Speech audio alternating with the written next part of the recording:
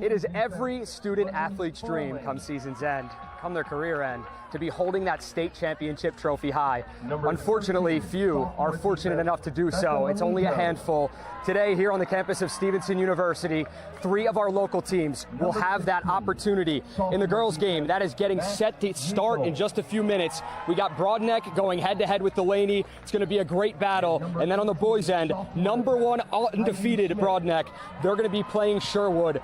So I'm telling you what, these are 2 big-time lacrosse matchups coming your way on 4A. We're going to have 2 state champions crowned today. So for these teams, moments away from this game, in talking to Christy Curro, she's the head coach at Delaney before this game, this team's the underdog from Delaney. And she's perfectly fine with that. It's kind of every coach's dream because you can come into this matchup with a chip on your shoulder and just go from there. And that's the message she's telling her team. Go out, have fun, get it done.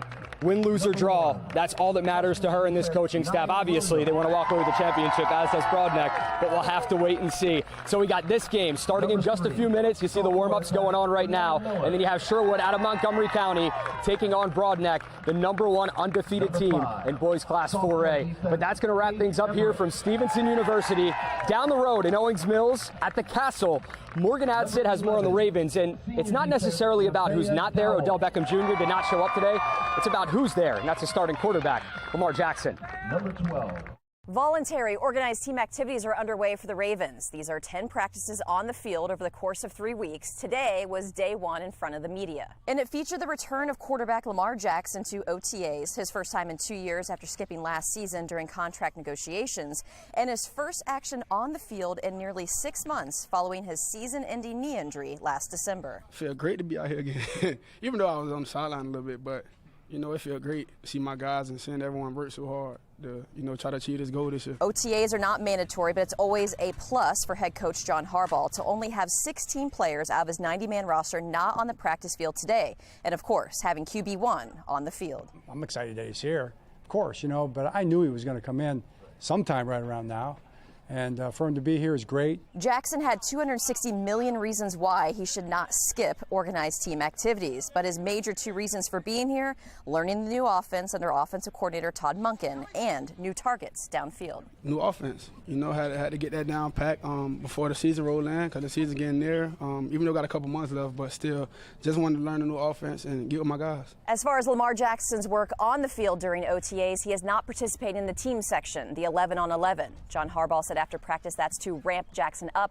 This is only his first week back. The Ravens go again next Thursday in front of the media for voluntary OTAs. Reporting in Owings Mills, I'm Morgan Adsit for Sports Unlimited. Coming up on Fox 45 News at 6 o'clock, a Zillow listing in Anne Arundel County catches buyers' eyes why the owners don't actually want the building for sale. And the Writers Guild strike extending beyond Hollywood, how business is slowing down even in smaller markets.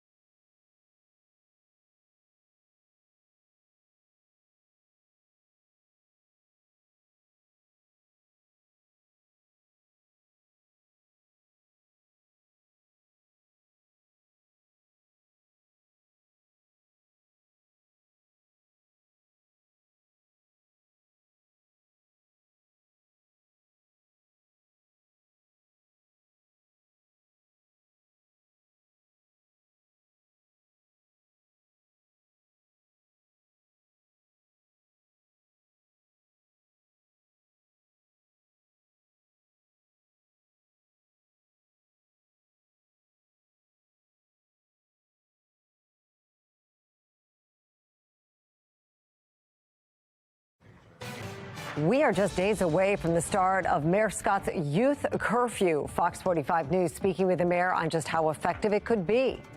The head of the state's Department of Juvenile Services weighing in on recent criticisms facing the agency. His response in a Fox 45 News exclusive interview. And right now, Florida Governor Ron DeSantis is announcing his run for president. A look at how he's shaping up in the polls. Live from WBFF in Baltimore, this is Fox 45 News at 6.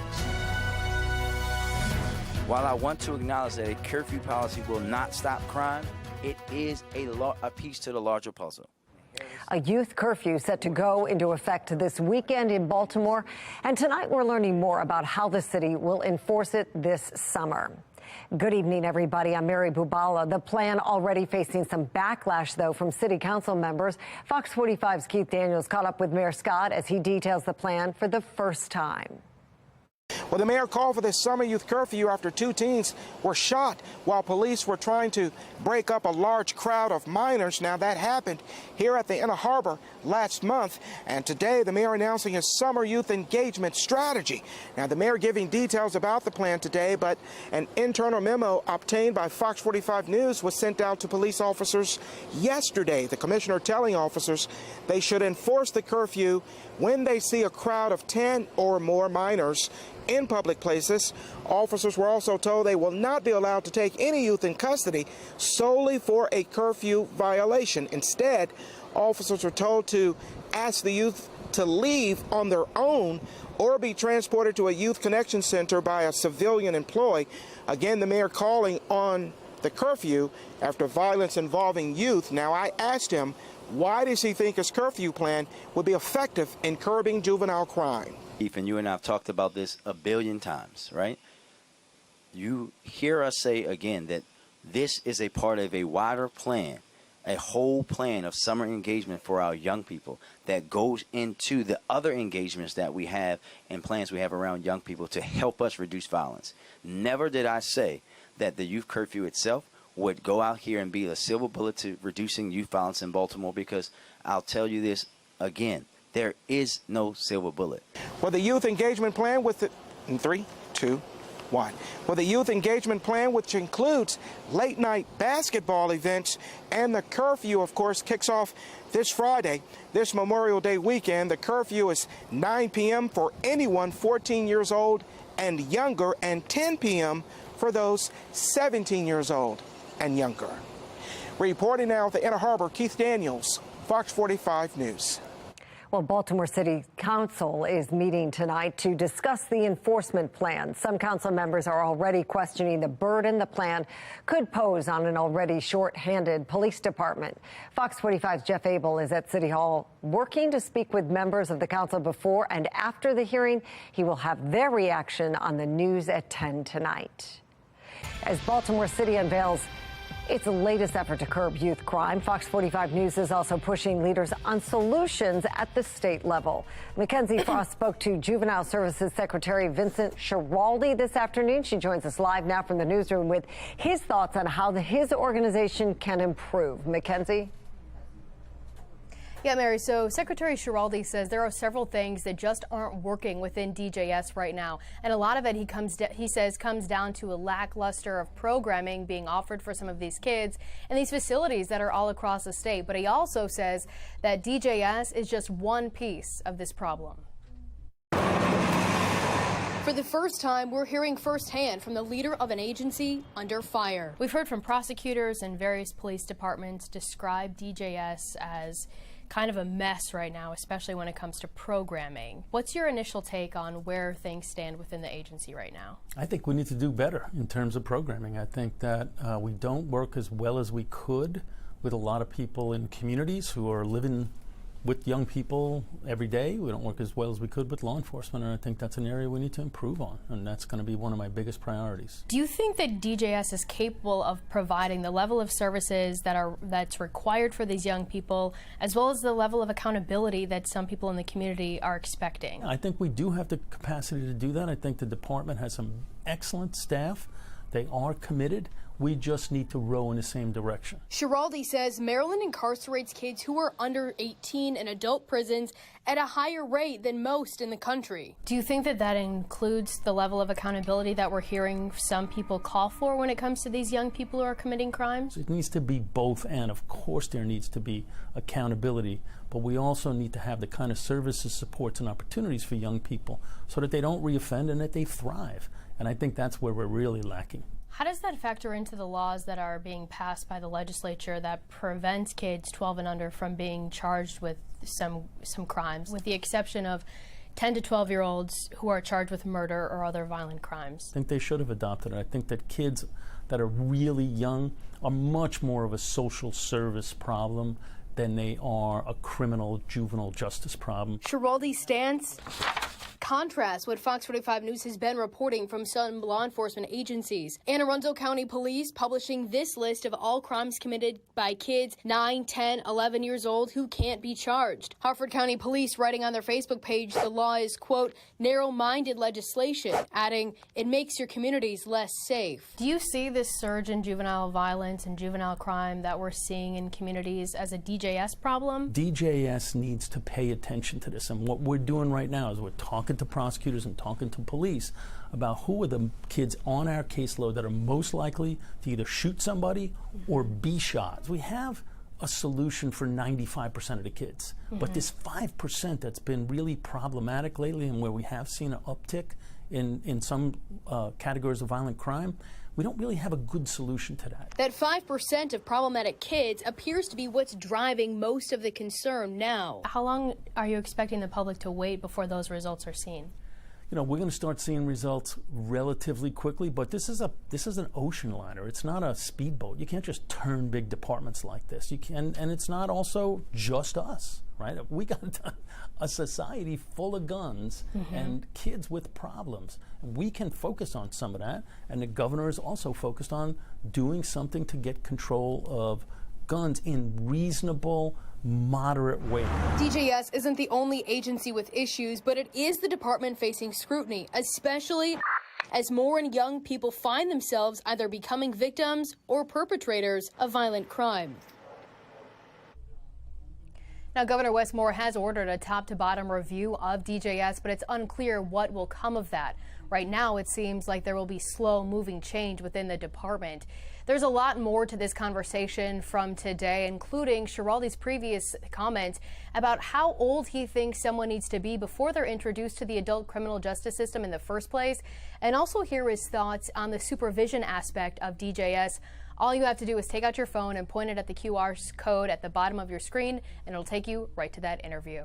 We're live in the newsroom. Mackenzie Frost, Fox 45 News. Well, a live look at the Bay Bridge expected to be packed this weekend as Marylanders make their way to the Eastern Shore for Memorial Day. About 750,000 Marylanders are expected to hit the roads this weekend. AAA and state officials are urging drivers to have more caution around construction crews this weekend with higher traffic on the roads.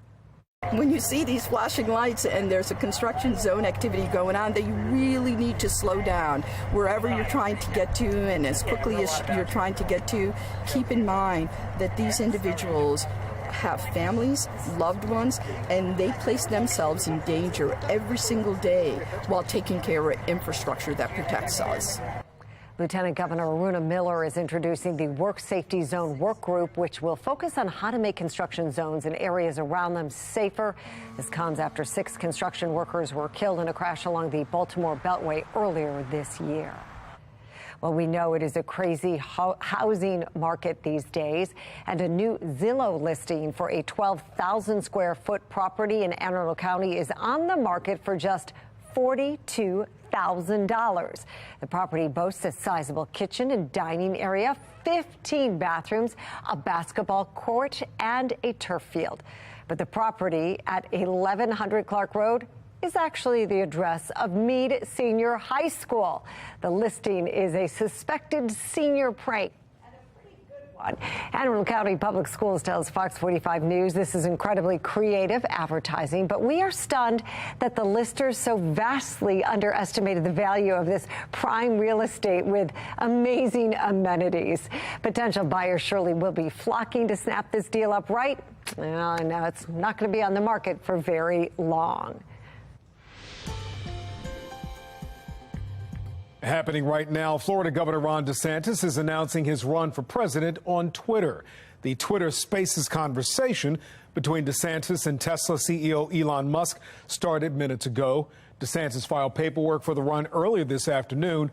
His decision has been expected since last November. After his conversation with Musk, he'll make appearances on Fox News and Mark Levin's radio show. A new CNN poll shows former President Donald Trump still leading the 2024 GOP primary field. According to the poll, Trump is the first choice for 53% of Republican and Republican-leaning voters in the primary. That's more than double for DeSantis, who's currently at 26%. The survey finds former UN Ambassador Nikki Haley and former Vice President Mike Pence are the first choice for 6%, with Senator Tim Scott of South Carolina at 2%. Mary? I thank you. Some breaking news this afternoon. Music icon Tina Turner has died. Her legendary career spans 6 decades, including the hits Proud Mary and What's Love Gotta Do With It. The Queen of Rock and Roll won 8 Grammy Awards and a Grammy Lifetime Achievement Award. She's in the Rock and Roll Hall of Fame, both as a solo artist and with the Icon Tina Turner duo. The cause of her death has not been released. Tina Turner was just 83 years old. Well, today, marking 1 year since the massacre at Robb Elementary in Uvalde, Texas, we're hearing from President Biden as he calls for gun reform. I'm Montreal Nashar on Capitol Hill. Coming up, how close leaders are to reaching a debt ceiling deal and the debate about when an economic worst-case scenario could actually occur. And as we head to the big getaway for Memorial Day holiday weekend through Friday into Saturday, dry skies, temperatures in the 70s, but some rain could be on the way, at least for a portion of your holiday weekend. I'll let you know when the chances are greatest. That's in my Weather Authority forecast.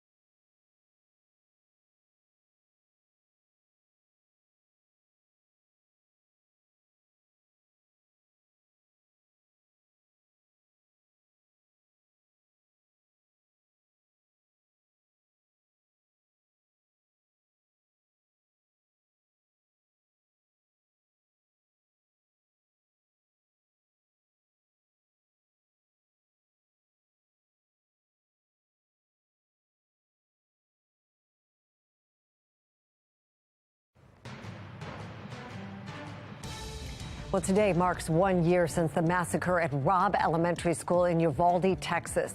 A memorial to the victims is drawing prayers and people coming to reflect on the tragedy. Texas flags are flying at half-staff, and Governor Greg Abbott called for a statewide moment of silence at 11:30 this morning. That is around the time the 18-year-old gunman entered the school through an unlocked door and began shooting. 19 children and 2 teachers were killed. President Biden spoke out today for the anniversary, calling for a ban on AR-15 style rifles. Well, staffers at the White House and Speaker's office meeting again today on the terms of a debt ceiling increase. The Treasury says the first potential default date is June 1st. That is next Thursday. National correspondent Atra El-Nashar reports from Capitol Hill with the latest debate on how to get it done and how quickly lawmakers should act. After days of projecting optimism that a debt ceiling deal can be reached, the Speaker of the House letting his frustration spill over. It didn't seem like it'd be this hard. Both the Speaker and White House say a default won't occur, but they're still far apart on fundamental issues. Doubts now, too, among some House Republicans about Treasury Secretary Janet Yellen's prediction that June 1st is the earliest we could see a default. I don't believe that the first of the month is a real deadline. I don't understand why we're not making Janet Yellen show her work. Democrats say that's a dangerous gamble. And I don't think this is something you want to be wrong about. If an expert who was confirmed by the Senate to do that job says now is the time to do it, we should do it. Among the roughly $101 billion in bills due on June 1st are $47 billion to Medicare providers, $12 billion in military and civilian retirement benefits, $12 billion in veterans benefits, and then on June 2nd, $25 billion due for Social Security and $2 billion for Medicaid. New analysis by the Bipartisan Policy Center finds a default is most likely to occur between early June and late August, with what they call an elevated risk between June 2nd and June 13th. Now, so much of the timing of a potential default depends on how much revenue the Treasury takes in between now and next Thursday, June 1st. And because cash flow is so unpredictable, we're seeing experts across the board urge policymakers to act, to get a deal done, get it on the president's desk for a signature before any potential X date, whether it's June 1st or not, in order to make sure that all of the nation's bills are paid in full and on time. And Atra, even if McCarthy and the president do reach a deal, there still could be some economic fallout. What does that look like? Right. It looks like exactly what we saw in 2011, when even after then President Obama and Speaker John Boehner got a deal through Congress at the last minute and avoided a default, S&P a few days later still downgraded the U.S.'s credit rating for the very first time. Right now, we're not seeing any indication that any major credit rating agency is uneasy and is leaning toward that. But every day that passes, that situation could change. And if it were to happen again, well, it would just be another crack in the integrity of the largest economy in the world. All right, we'll keep watching. Atra El-Nashar live in D.C. for us. Thank you. Thanks.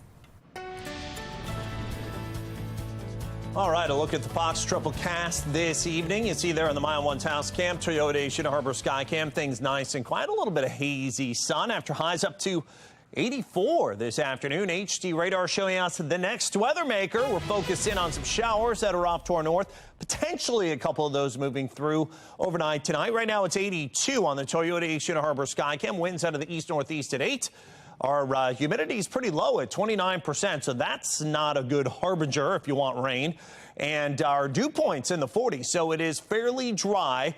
It's comfortably warm, some 70s, where we had the Blue Angels up in the air earlier on today at Annapolis, 78 degrees at Stevensville, 81 at Chestertown, a nice warm 82 here in Baltimore.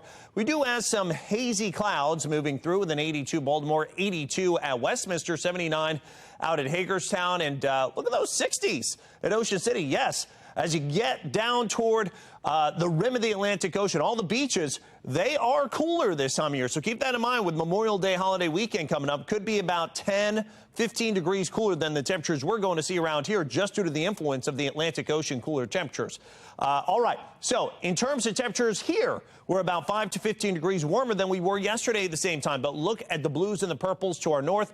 That's in conjunction with our next weather maker, a cold front. You can see all the rain with it, mainly up here into New England as well as northern New York. But there are a couple of straggling showers on the tail end that could come through here, taking care of the warmer air by tonight and tomorrow. It's going to be a lot cooler tomorrow, but could come here with potentially a spritz or a sprinkle into the overnight hours. That's as you're sleeping mainly. By 8:15 p.m. looks like a nice evening. Temperatures generally in the 70s, dropping off through the 50s and 60s by 10:15. North of the Beltway, a few showers and spot sprinkles through about midnight as well.